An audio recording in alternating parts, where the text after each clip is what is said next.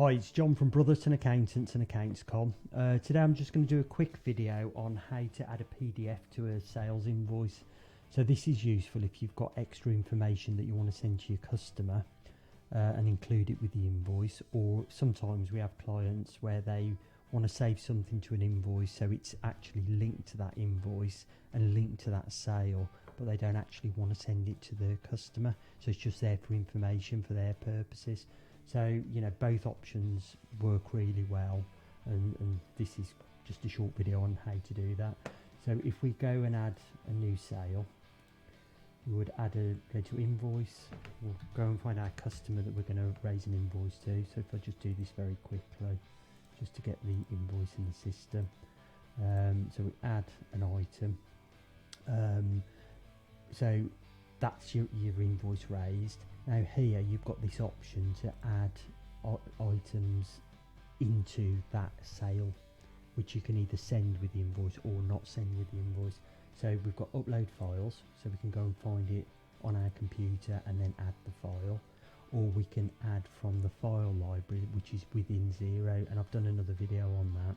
So you've got a unique email address that you can email files into it. Very often people don't use this option because these options work really well, but you know there are options there, and I've done another video on that.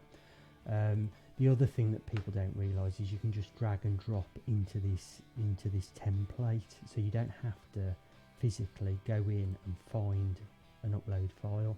So I've got something saved on my desktop here, so what I can do is just drag that in over the top of the template, the sales invoice template, and it's automatically attached it.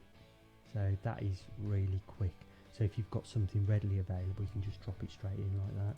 So if we click on there, we can view it. So I've just dragged in our logo there. And you've got two options. You've got the default option, which is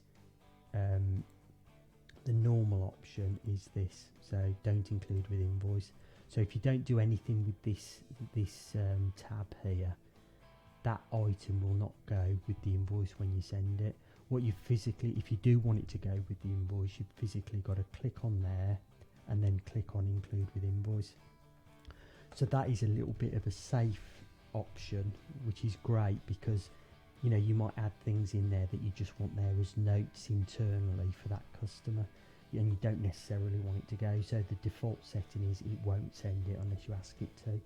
So what I've done there now is I've asked it to send with invoice. So if we go now, approve that, and we're going to send it to the customer, we've still got an option not to. So we can click on email, and then here I usually say include as attachments and include PDF attachments. I usually tick those three boxes, and then there, that's the file that we're asking it to include. So if you've accidentally marked it, you know, I mean the problem is you could miss this, but you know there is an option there to remove it. So if you've asked it to send and you go, actually I didn't want it to go, at that point you can just remove it and then send.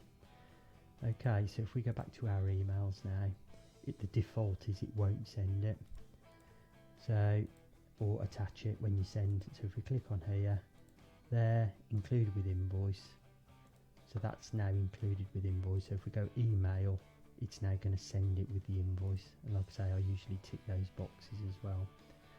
Okay, so that's, like I say, we have a lot of clients who use this purely for internal information, so where they're saving items to a specific customer's invoice. You know, it may be drawings or plans or something that they want attached to that invoice just for internal purposes. So if there's questions at a later point, they can go in and have a look at what they've saved against the invoice.